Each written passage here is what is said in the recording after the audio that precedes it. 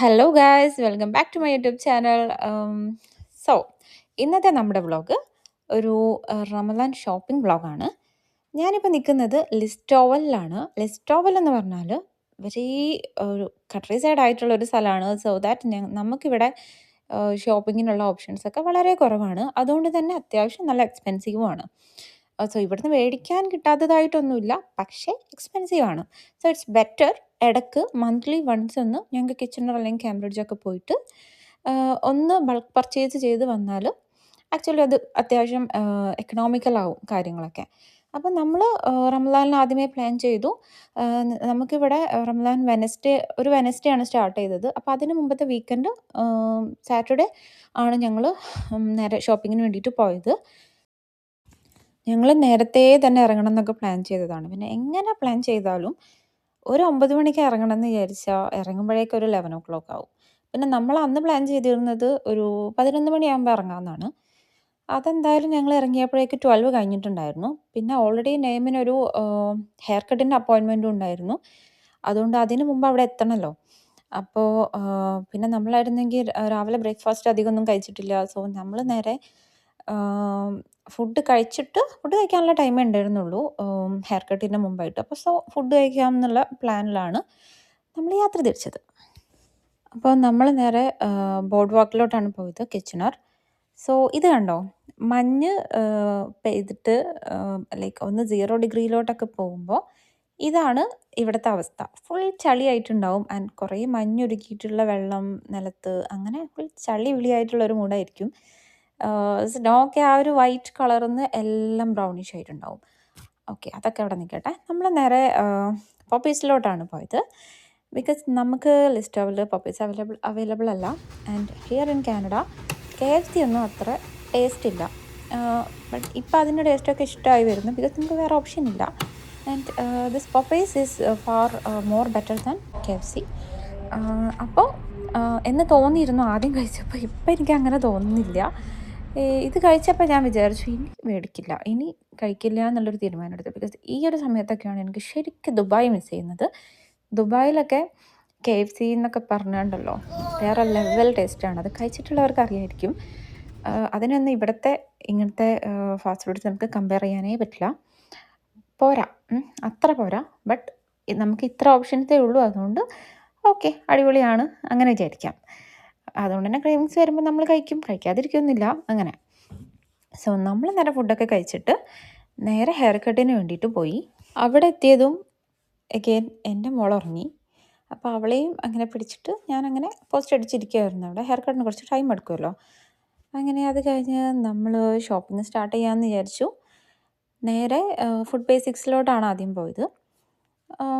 Because food basics ആകുമ്പോൾ എപ്പോഴും നമുക്ക് അത്യാവശ്യം കുഴപ്പമില്ലാതെ കമ്പാരിറ്റീവ്ലി എക്കണോമിക്കലായിട്ട് അത്യാവശ്യം എല്ലാ സാധനങ്ങളും മേടിക്കാൻ പറ്റും. പിന്നെ അവിടെ നിന്ന് കിട്ടാത്തത് നമുക്ക് വാൾമാർട്ടിലോട്ടോ അങ്ങനെയൊക്കെ പോയാൽ മതി.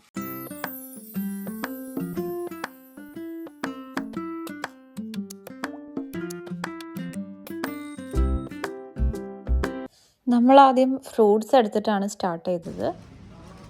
സ്ട്രോബെറി ഇപ്പം അത്യാവശ്യം പ്രൈസിലാണ് എപ്പോഴും ഉണ്ടാവാറ്. പിന്നെ എന്തായാലും എമ്മക്ക് ഇഷ്ടമുള്ളത് കൊണ്ട് നമ്മളൊരു ബഞ്ച് എപ്പോഴും എടുക്കാറുണ്ട്. പിന്നെ കൊറിയാണ്ടർ ലീവ്സ് മസ്റ്റാണ്.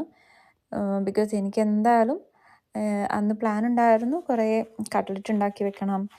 പിന്നെ സമൂസയുടെ മിക്സ്, അത് ഫില്ലിങ്, അങ്ങനത്തെ കാര്യങ്ങളൊക്കെ അതൊക്കെ ഞാൻ പ്രിപ്പയർ ചെയ്ത് വെച്ചിട്ടുണ്ടായിരുന്നു നോമ്പ് തുടങ്ങുന്നതിന് മുമ്പായിട്ട്. അല്ലെങ്കിൽ എല്ലാം കൂടെ ഫുൾ ഹറിബറി ആവുമല്ലോ. അപ്പോൾ അതിന് വേണ്ടിയിട്ടുള്ള ഒരു ബൾക്ക് കുക്കിങ്ങിന് വേണ്ടിയിട്ടുള്ള കൂടിയുള്ള സംഭവങ്ങളാണ് ഞാൻ എടുത്തത്.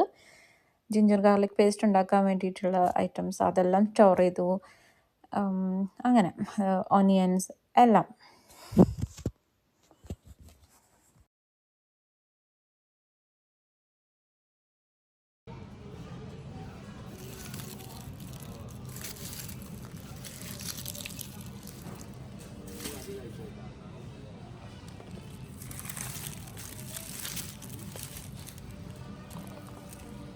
പിന്നെ ഡ്രൈ ഫ്രൂട്ട്സൊക്കെ നോക്കി, ബട്ട് വലിയ ഓഫറൊന്നും ഇല്ലായിരുന്നു.